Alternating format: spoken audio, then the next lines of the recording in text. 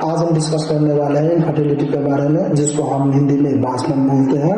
Infertility एक आजकल के जनरेशन में बहुत ही कॉमन एक प्रॉब्लम हो गया है।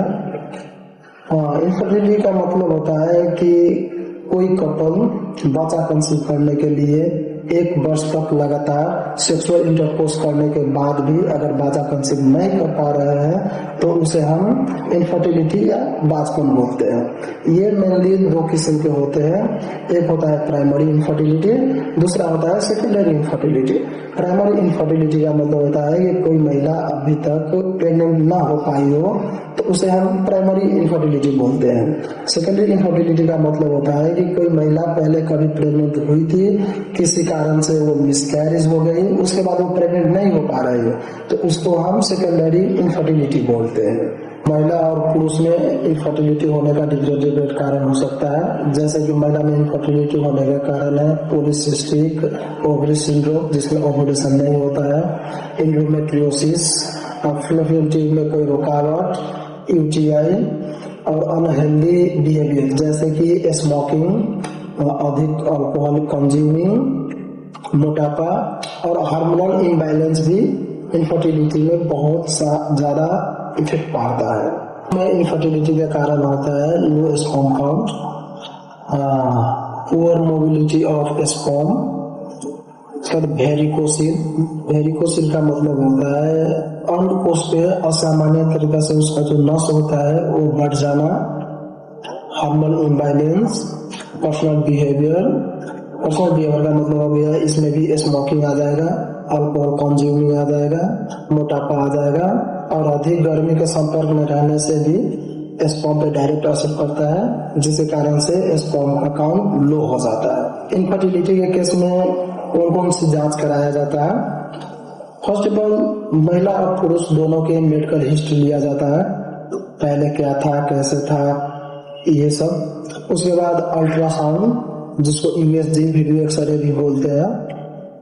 सब महिलाओं में ओवुलेशन का जांच भी कराया जाता है। ओवुलेशन का महिलाओं में जांच कराया जाता है, देखा जाता है कि ओवुलेशन बन रहा है कि नहीं बन रहा है या ओवुलेशन में कोई खराबी है।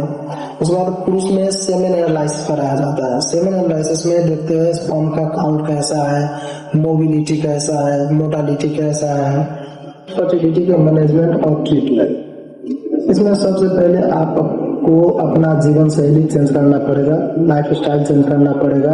अगर मोटापा है तो मोटापा को घटाना पड़ेगा, फिजिकल एक्सरसाइज करना पड़ेगा, प्रॉपर डाइट लेना पड़ेगा और अल्कोहल और स्मोकिंग जैसा कोई बैड हैबिट है तो सबसे पहले उसको छोड़ना पड़ेगा। उसके बाद अगर नॉर्मल तरीका से फर्टिलाइजेशन नहीं हो रहा है तो उसके मेडिकल मेथड होता है। उसमें मेडिकल मेथड में आपका सीक्वेंस आता है, सीक्वेंस बाय सीक्वेंस करते हैं। पहले ये उसके इससे नहीं हुआ तो वो, और दूसरा उससे भी नहीं हुआ तो उससे दूसरा, ऐसे कर करके इसका सीक्वेंस होता है। फर्स्ट में आपको सबसे पहले किया जाता है IUI, जिसको बोलते हैं इंट्रा यूटेरिन इंसेमिनेशन।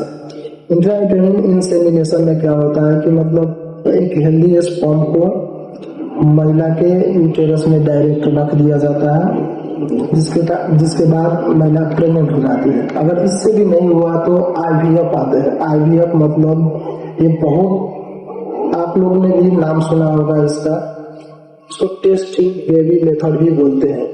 ये बहुत कॉमन और बहुत यूजफुल भी है।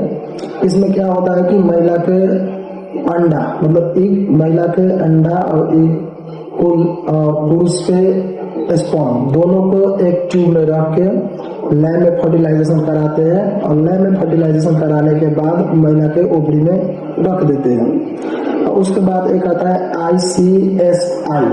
ICSI का मतलब होता है इंट्राप्लाज्मिक स्पर्म इंजेक्शन। इसमें क्या होता है कि एक स्पर्म को, एक हेल्दी स्पर्म को इंजेक्शन के माध्यम से, मतलब ये वाला इंजेक्शन नहीं कि जो इंजेक्शन वगैरह लगाते हैं वो वाला इंजेक्शन नहीं, उसके लिए अलग इंजेक्शन आता है। वो इंजेक्शन में रख के और डायरेक्ट महिला के ओवरी में जो होते अंडा उसमें इंजेक्ट कर देता है, उसके बाद में वो अंदर ही फर्टिलाइजेशन हो जाता है। Thank you.